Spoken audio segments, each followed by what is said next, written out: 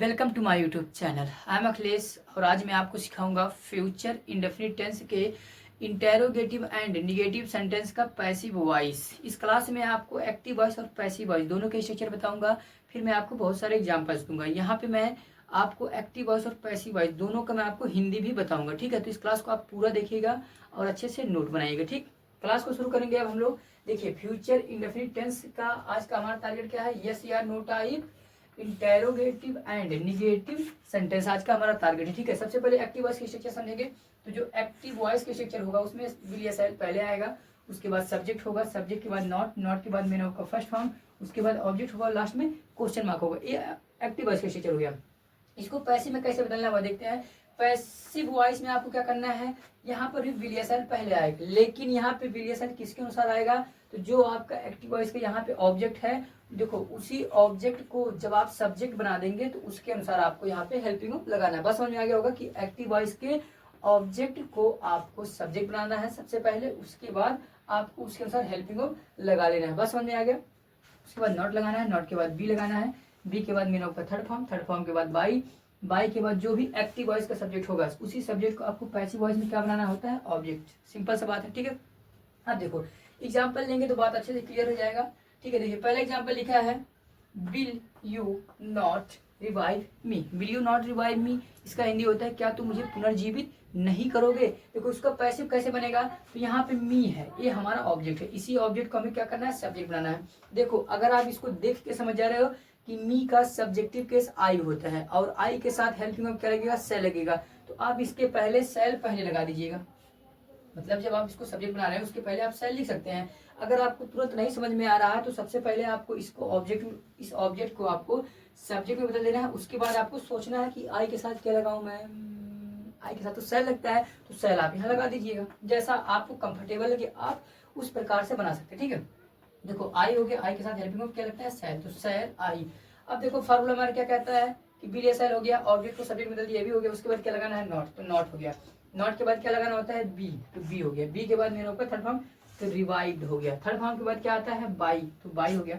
By के बाद क्या आता है? एक्टिव वॉइस को जो सब्जेक्ट होता है पैसिव वॉइस में से ऑब्जेक्ट बदल देते हैं, तो हो गया ऑब्जेक्ट हो गया। ठीक है, इसका हिंदी क्या बनेगा?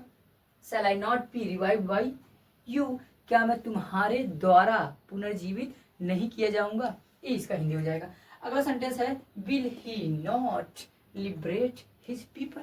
Will he not liberate his people, क्या वह अपने लोगों को आजाद नहीं करेगा।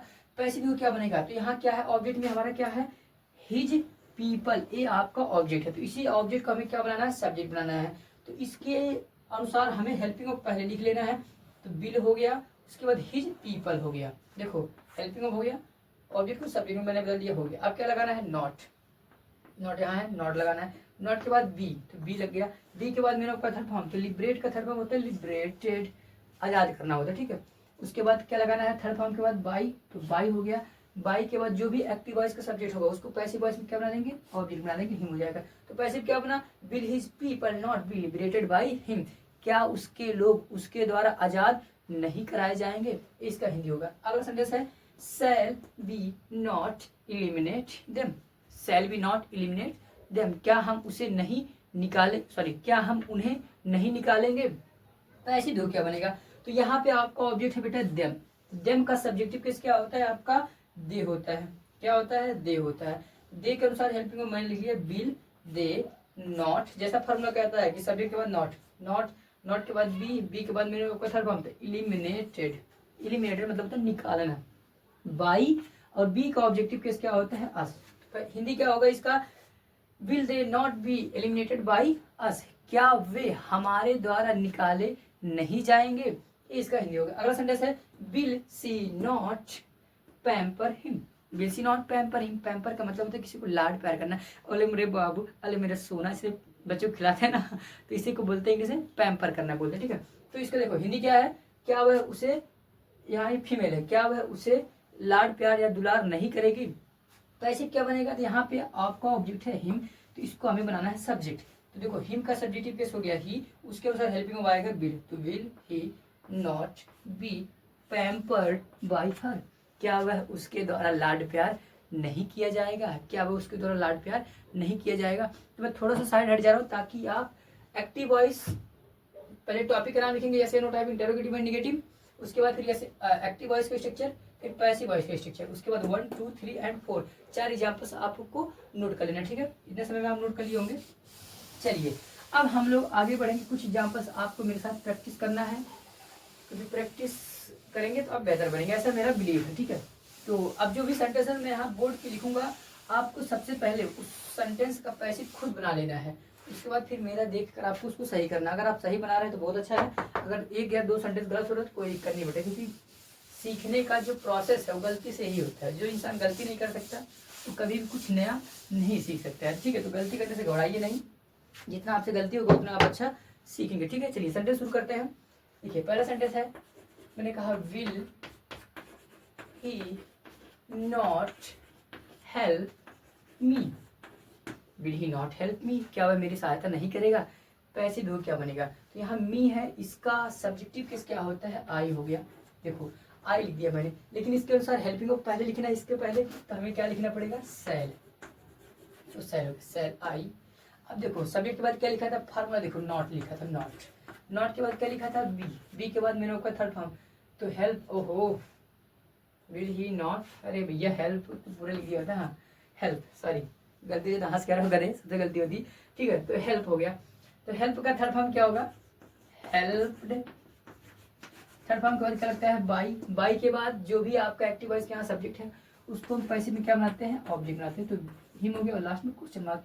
क्या मैं उसके द्वारा सहायता नहीं किया जाऊंगा, क्या मैं उसके द्वारा सहायता नहीं किया जाऊंगा, मतलब क्या मेरा सहायता उसके द्वारा नहीं होगी, जैसा भी आप हिंदी समझ लीजिए, ठीक है।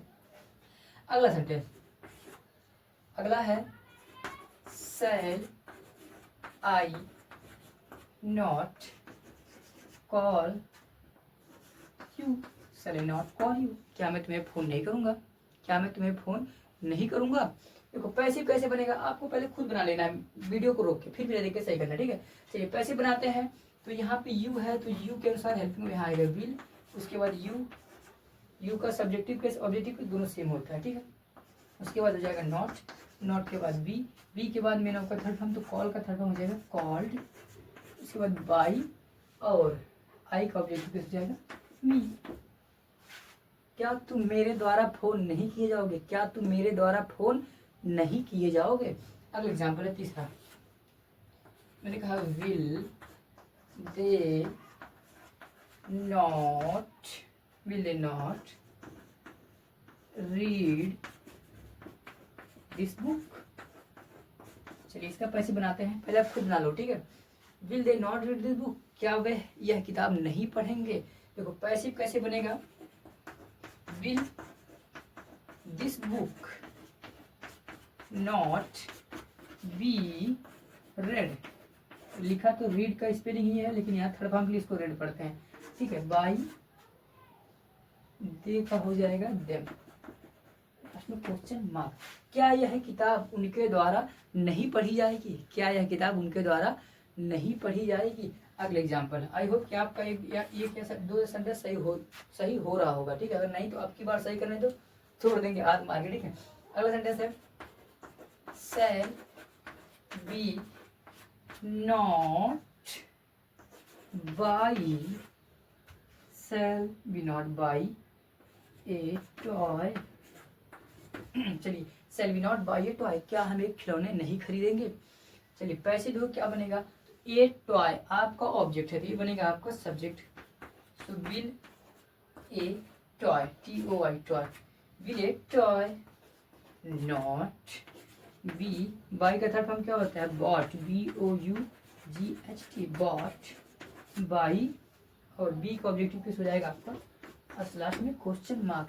तो इसका हिंदी होगा, क्या एक खिलौना हमारे द्वारा नहीं खरीदा जाएगा, क्या एक खिलौना हमारे द्वारा नहीं खरीदा जाएगा। लास्ट एग्जाम्पल है, ओहो लास्ट एग्जाम्पल की आई थिंक जगह नहीं बचा है, तो 4 एग्जाम्पल के साथ क्लास को करेंगे ओवर करने से पहले मैं आपको कुछ होमवर्क दूंगा। अगर ये टॉपिक समझ में आया होगा आपको, तो होमवर्क जो मैं आपको दूंगा उसको आपको पैसे में चेंज करके कमेंट सेक्शन में मुझे आपको सेंड करना है, ओके। पहला सेंटेंस लिखिए, will you not support me, will you not support me.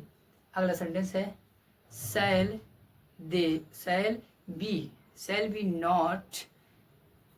Not write this message, shall we not write this message. Next sentence है will he not bring water, will he not bring water. Next will your father not work,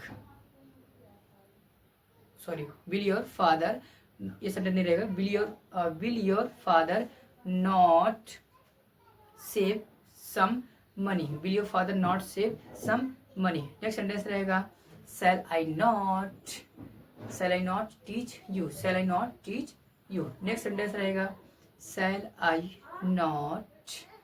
not improve them. तो इतना sentence रहेगा, इन सभी sentence को आपको passive बना के मुझे सेंड करना है। तो आज के लिए बस इतना ही, तब तक के लिए आप लोगों से नमस्कार। आप हम लोग मिलेंगे नेक्स्ट क्लास में नए टॉपिक के साथ। Till then take care and keep learning at your home. Thanks for watching this video.